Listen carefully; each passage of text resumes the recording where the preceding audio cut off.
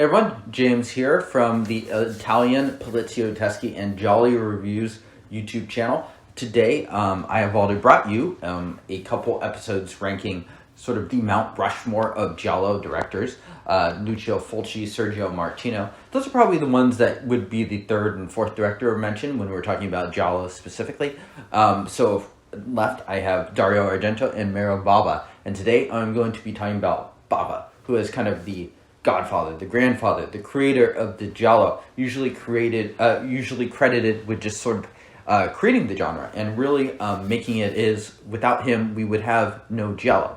And so, as a result, his filmography and his history with Giallo is kind of interesting. I count 5 different Giallos that he did, and they all took place within basically an 8-year span, starting with Girl Who Knew Too Much and finishing with Bay of Blood. And what's interesting about that is that Bird with the Crystal Plumage, which came out in 1970, is usually credited as sort of being the sort of key film that really popularized the Giallo. But before that, Bava had sort of set the template with his earlier films, The Girl Who Knew Too Much, but especially Blood and Black Lace. But as a result, those films were not the success in the same way that Bird with the Crystal Plumage was. And so Bava, when Bird took off, he only really did one Giallo after that. In fact, he had 2 come out in 1970, but both of those had basically already been filmed by the time Bird with the Crystal Plumage came out. So he really only had one Giallo after that really sort of was looking to cash in on the success of the Giallo genre as a whole and sort of fitting into that golden age of Giallo. Even though you could probably slot $5 on August Moon and Hatchet for a Honeymoon into that sort of golden period, they were in production beforehand, and I think as a result do have a little bit of a different look and feel and to Giallos at the time. So it's quite interesting. And we can compare that with like Sergio Martino, who did 5 Giallos basically that are really good, but they really were coming out after Bird with the Crystal Plumage came out, and you can see the influence of them all over that.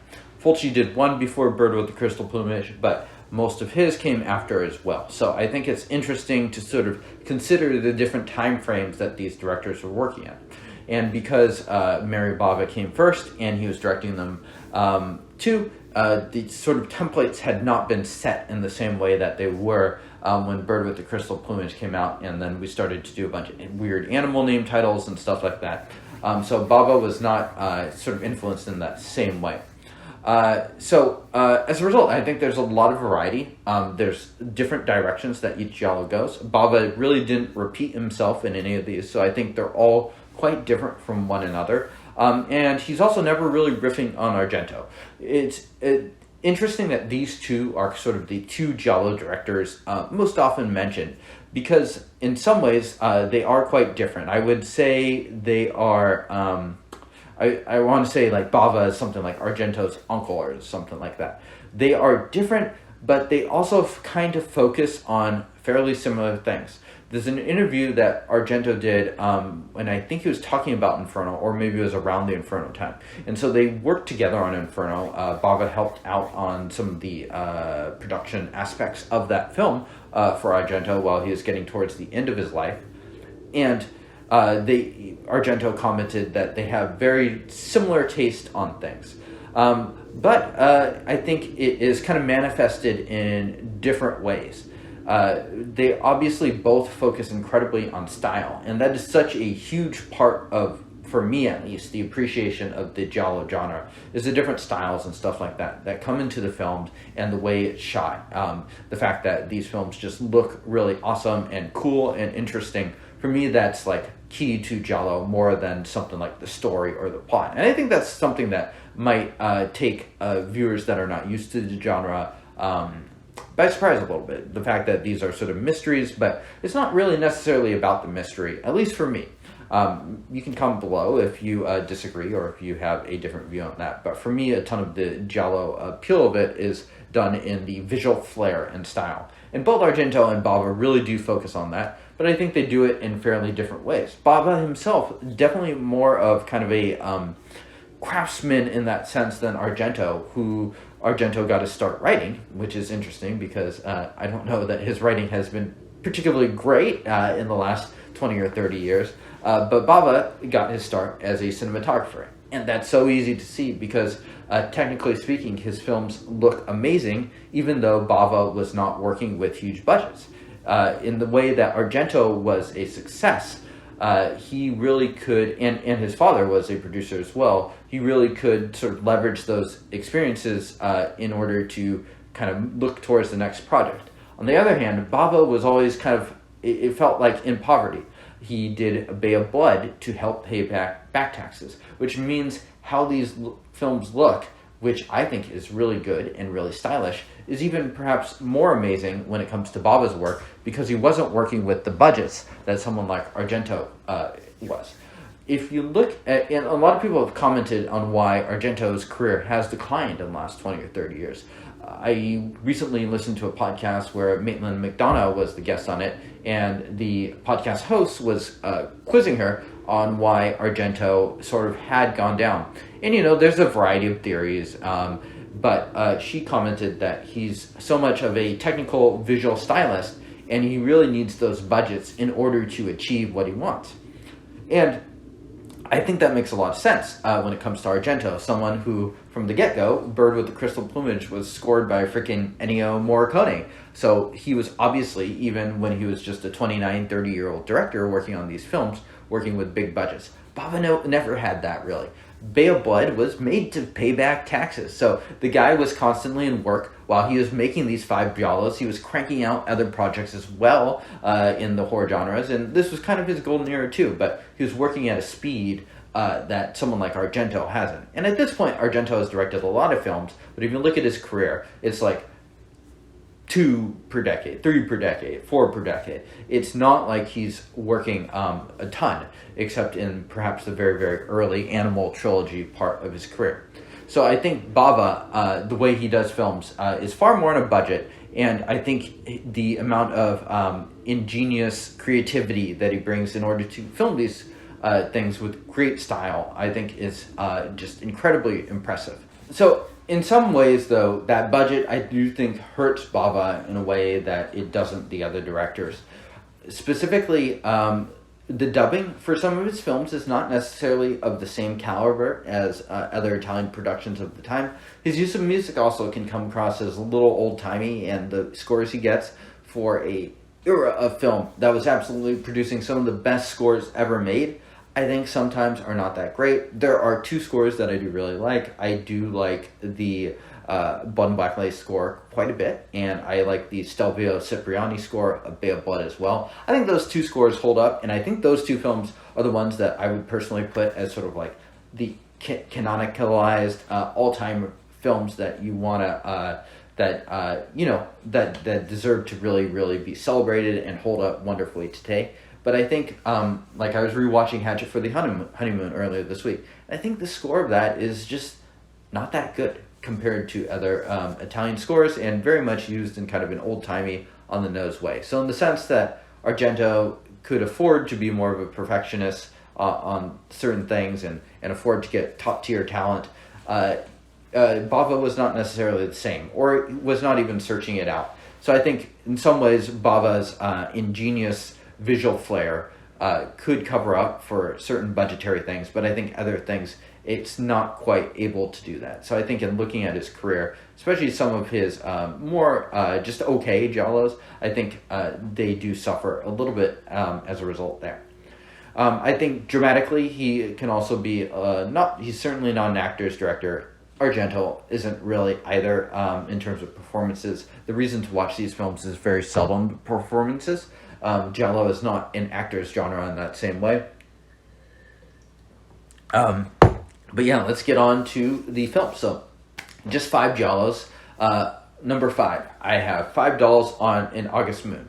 I feel like this one has the most sort of routine premise to it. A bunch of rich people bumping each other's off. It's still a good premise. I still enjoy that. I have seen a lot of giallos, a couple hundred at this point, and you do see this premise repeated over and over. And it's a good way to do it, but then again, it's also not bringing necessarily any new slants to that. Still filmed in great style. I think it's interesting because it shows a very young Edwidge Fenwick before she was even in those Martino films. I don't think he uses her quite as well as Martino would, but it's good. I think it's a solid film done with a decent visual flair. It's hard for me to muster up strong feelings on this film. I do feel like you get a little bit of irony and sort of that Bava wry sense of humor. I think one thing that does benefit Bava is rewatches. For me, I have rewatched all of the films actually except for this one, and my estimation of them has gone up. And I think one thing that is a little bit challenging to pick up on early for Bava is his sort of sense of humor. And I think some of his films, particularly something like Bay of Blood, is quite funny and tinged in sort of this ironic sense of humor to it. So none of it is really like laugh out loud funny, but it's not sheerly just a really dour films. There is a sense of humor sort of permeating throughout most of his work. Next up, I have Hatchet for the Honeymoon at number 4. I like this film too. I mean, I like $5 as well. For me, these films are probably both more like 7 out of 10s. I think Hatchet for the Honeymoon, where $5 was really routine, Hatchet for the Honeymoon came out the same year. Really interesting premise, and it's a really weird Giallo. Coming back to it after a couple of years, this Giallo is really one of a kind.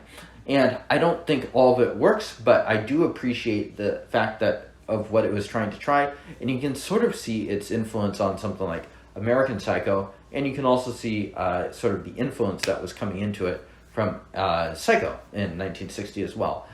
So just a very, very strange Giallo, very much more of like from the point of view of a serial killer. So really, really interesting. I do recommend people check it out. It also kind of veers into another one of Bava's strengths, the Gothic setting. A lot of it takes place in sort of this wedding gown manufacturer's villa, which was filmed in Francisco Franco, literally a dictator's villa, which is kind of crazy. And the way that Bava is able to use those sets, I think, is quite impressive. Supposedly not a very happy shoot, but I think pairing Bava with a really cool setting is a good way and does carry some weight. I think this film does suffer a bit from a very mediocre score, in my opinion, that is very much on the nose and old-timey, as well as, it asks a lot for an actor to carry a film like this. I don't even really like American Psycho, but having an actor like Christian Bale carry that film versus Stephen Forsythe, I might be getting the actor's character mixed up with the actual actor's name here, but having the lead here, I don't think he's quite up to the task. I don't think he's bad. I think he's just relatively normal for Italian film standards. But it's a very interesting film, and one I do recommend people check out. Probably shouldn't be in the first 20 Giallos you watch, but after you get through a bunch, come check it out. It's a very interesting film in just the sense of how it contrasts with them, and there are definitely some aspects worth recommending. Does it live up to its potential? No. Okay, so these top 3, I think, are all really great. First up, The Girl Who Knew Too Much. So I think this film is really interesting, and I think it's more than just the influence. Often credited as the very first Giallo, and you can see why. It's coming out in 1962 or 63, I forget exactly. And it's amazing that Bava did this and Blood and Black Lace within a year of each other, because this has incredible looking black and white photography, and Blood and Black Lace just looks astoundingly colorful, and the colors just pop in a way. So Bava was just very much a technical savant, as a technician, and really knew what he was doing. And I think this one looks amazing. The sets and the way that he shoots stuff, I think, are pretty awesome, and it really, really holds up today. I think it's certainly more than just a film that you should watch because it's interesting to see the influences. I think it holds up still very, very well. The influences at this point are far more Hitchcockian, as you could tell from the title of it. Pretty good performances, too, for a Mario Bava film. It definitely kind of a different Giallo in the sense that it does predict some trends to come. Other stuff, it's a little bit different in the way that it is portrayed, but I do think it holds up pretty well. Good performances, John Saxon. Just a solid, really great film. I don't think it quite gets to the status of essential. Like if you were recommending an early Bava Giallo film to watch, it would not be this one. It would be Blood and Black Lace. But I do think it is still definitely great. And if you only have 3 films to watch, Giallo-wise, for Mario Bava, I would definitely make one of those 3. All right, next up, number 2, I have A Bay of Blood.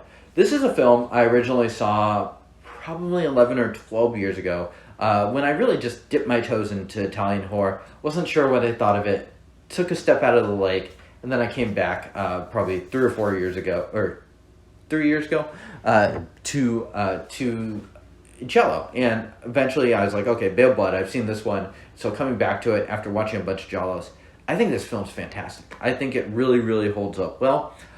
It benefits from having a pretty strong Stelvio Cipriani score. And I think reading a bit about the production and hearing about the way that Mario Bava filmed this basically forested film in an area that was unforested, but just through kind of the way he knew how to shoot shots and wave branches in front of the camera, was able to just create this very, very wooded feel to it. I think it's astounding, and I think it holds up really well. It's a lot more about the kills. This is the only film that came out after Bird with the Crystal Plumage, so this is the only chance that we really get to see Bava sort of like respond to what Argento had done, and I think it holds up really well. I think if you're naming sort of the top 5 or even top 3 Mario Bava films, I'd be very tempted to put this in. I mean, probably top 5 more than top 3. But I think this one's really, really great. I think it holds up really well. Personally, for me, I will almost always choose Giallo over slashers. I think this film is funnier and more interesting than Friday the 13th Part 2, which is the film that took a lot from this film. So I would rather watch this film than that. But I have a personal bias towards Giallos too. I think in the sense that I was talking about, sort of that wry, ironic sense of humor. I think you can certainly see that in this film, especially in the way that it ends with the children getting in on the murder parade.